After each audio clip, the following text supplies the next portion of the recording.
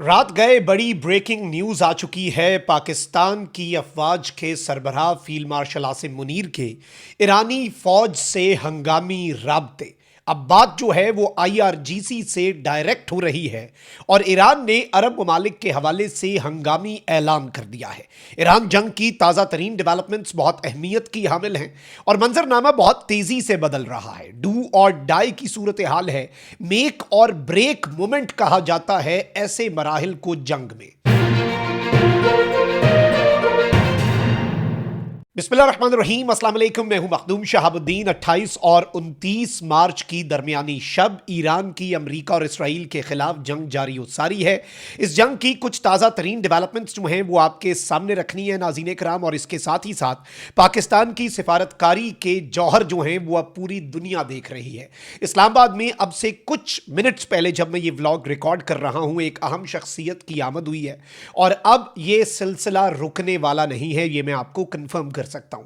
हमने पाकिस्तान के अंदर भी कुछ सिक्योरिटी जराए से कुछ खबरें हासिल करने की कोशिश की है, मंजरनामा जो है वो भी समझने की कोशिश की है। ये सारी डिटेल्स डिस्कस कर लेते हैं, लेकिन उससे पहले अगर अभी तक आपने इस वीडियो को लाइक नहीं किया, लाइक जरूर कर दें। आपको मालूम है कि हमारे इस चैनल को भारत, अफगानिस्तान और पाकिस्तान मुखालिफ मुतअद्दिद अकाउंट्स की तरफ से रिपोर्ट किया जाता है। रिपोर्टिंग का असर जाहिर ऐसे ही होगा कि आप इस वीडियो को लाइक करें, एक के बजाय ज्यादा से ज्यादा कॉमेंट्स करें। नाज़रीन कराम, इस वक्त सिचुएशन ये बन चुकी है कि एक जानिब ईरान के अमेरिका के बेसिस पर और इसराइल के ऊपर हमले जारी हो सारी हैं। ईरान पर भी अमेरिका और इसराइल की स्ट्राइक्स जो हैं वो चल रही हैं। साथ ही साथ पसे पर्दा इनडायरेक्ट टॉक्स जो हैं वो भी चल रही हैं, यानी अमेरिका और ईरान बराह रास्त एक दूसरे से बात नहीं कर रहे, अलबत्ता पाकिस्तान के थ्रू पैगामात का जो तबादला है वो हो रहा है। और सबसे अहम तरीन चीज़ ये है कि पाकिस्तान के फील्ड मार्शल आसिम मुनीर की जो डोनाल्ड ट्रंप से गुफ्तगू हुई, उसके बाद एक तरफ पाकिस्तान के वज़ीर आज़म जो हैं उनकी भी गुफ्तगू हुई है ईरान के सदर से, और ईरान के सदर से जो गुफ्तगू है उसमें पाकिस्तान के प्राइम मिनिस्टर ने इवन ये अनाउंस किया कि ये 1 घंटे तवील गुफ्तगू थी। लेकिन मैं आपको ये बता दूं कि चाहे ईरान के सदर हों, ईरान के वजीर खारजा हों या फिर ईरानी पार्लियामेंट के स्पीकर हों, ये तीनों लोग इंपॉर्टेंट तो हैं, लेकिन ईरान में ईरान की मिलिट्री और आईआरजीसी जो है, सिपाही पासदारान इनकलाब, वो बहुत मैटर करती है।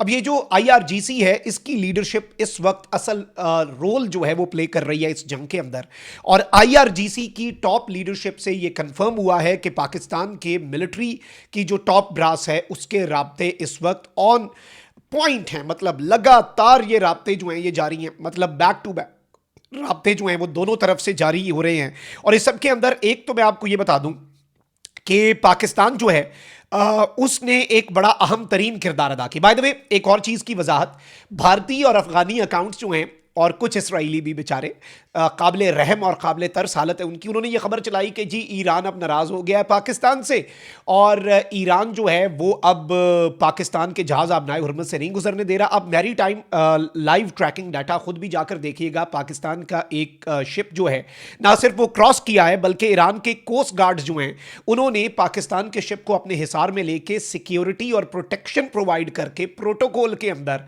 पाकिस्तान की शिप को आबनाए हुर्मुज़ से गुजारा है। तो पाकिस्तान इस वक्त एक बड़ी यूनिक पोजीशन, जो बहुत से लोगों के लिए अनइमेजिनेबल है, वो यूनिक पोजीशन एंजॉय कर रहा है। वो यूनिक पोजीशन ये है कि पाकिस्तान इस सारे सिनेरियो के अंदर अमेरिका से लेकर, ईरान से लेकर, अरब ममालिक से लेकर चीन और रूस सब के साथ एक अच्छा ताल्लुक रखता है, इसीलिए पाकिस्तान के किरदार की तारीफ भी हो रही है।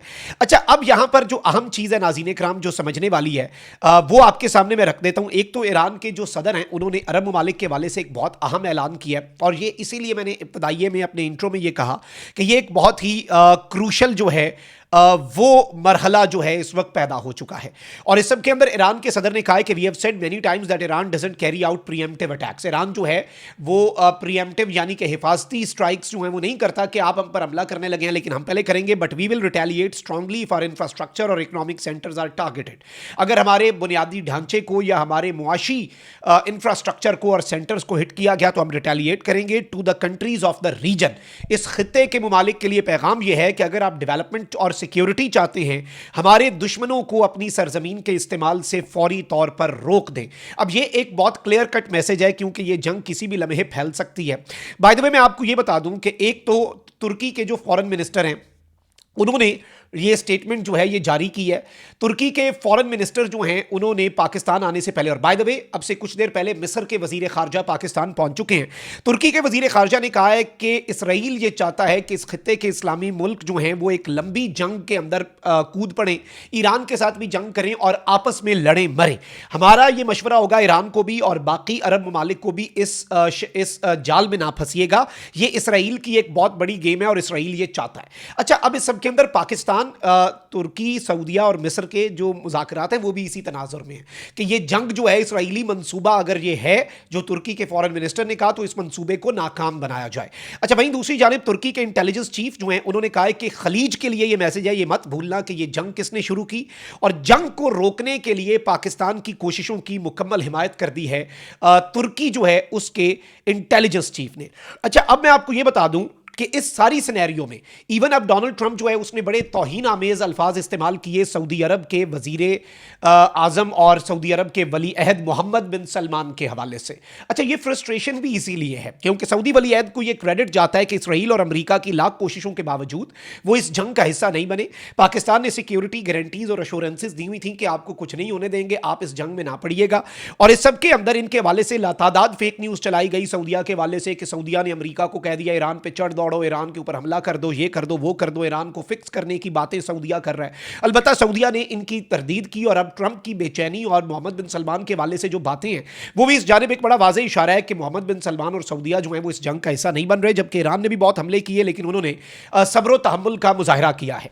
अब इस सब के अंदर पाकिस्तान का रोल यही है कि पाकिस्तान ने एक तो इस जंग को मुसलमान ममालिक के दरमियान जंग में कन्वर्ट होने से बड़ी मुश्किल से रोका हुआ है। ये अभी तक हो चुका होता काम, ये कार्रवाई डल चुकी होती, लेकिन ये सिनेरियो जो है वो बहुत ही अजीब सा बन चुका है। अच्छा, वहीं दूसरी जानिब फाइनेंशियल टाइम्स ने दो सोर्सेज को साइट करते हुए ये कंफर्म किया है कि Pakistan army chief has been in contact with Trump, Witkoff and political and military leaders in Iran.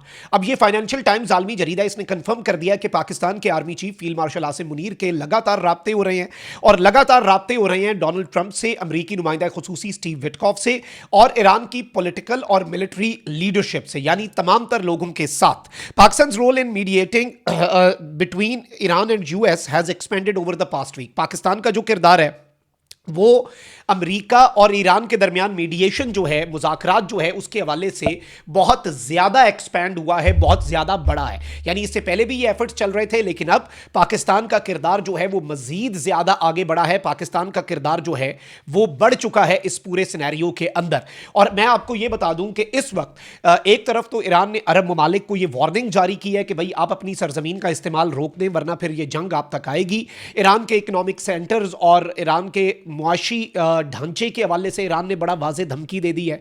लेकिन मैं ये समझता हूं कि ये सिनेरियो कॉम्प्लिकेटेड है, मामला जो है वो पेचीदा है, बहुत सी चीज़ें जो हैं वो अभी वाज़े होना बाकी है। लेट्स सी ये ऊंट किस करवट बैठता है, लेकिन पाकिस्तान एन मौके के ऊपर छक्का मारने की पोजीशन में है। और ये जो अभी तुर्की के भी वजीर खारजा आ रहे हैं 29 और 30 तारीख उनका अराइवल और फिर डिपार्चर 30 को है, फिर सऊदिया के भी और मिस्र के ऑलरेडी पहुंच चुके हैं। बहुत कुछ इस्लामाबाद में होना है और लगातार जो राब्ते आर्मी चीफ के ईरान की पॉलिटिकल और मिलिट्री लीडरशिप और ट्रंप और विटकॉफ से हो रहे हैं, ये इस कॉन्फ्लिक्ट को ख़त्म करने के लिए ही है और मुसलमान ममालिक आपस में ना लड़ें, इसलिए भी पाकिस्तान के एफर्ट्स जो हैं वो बहुत ज़्यादा बढ़ चुके हैं। यानी सिर्फ अमेरिका और ईरान की सुलह नहीं बल्कि मुसलमान ममालिक तक ये तनाज़ा ना फैले, इसमें पाकिस्तान का असल कलीदी किरदार है जो पाकिस्तान अदा कर चुका है, जो ऑलरेडी पाकिस्तान के एफर्ट्स हैं। अपना बहुत ख्याल रखिए। निगबान, पाकिस्तान जिंदाबाद।